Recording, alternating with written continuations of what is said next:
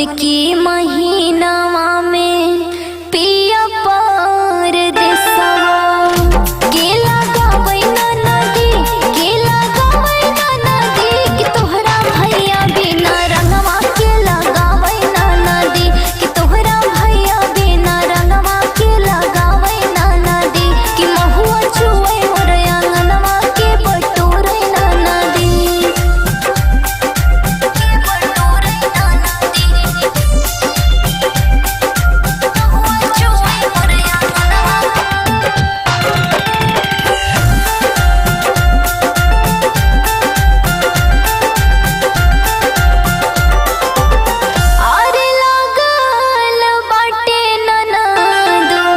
चैत के महीनावा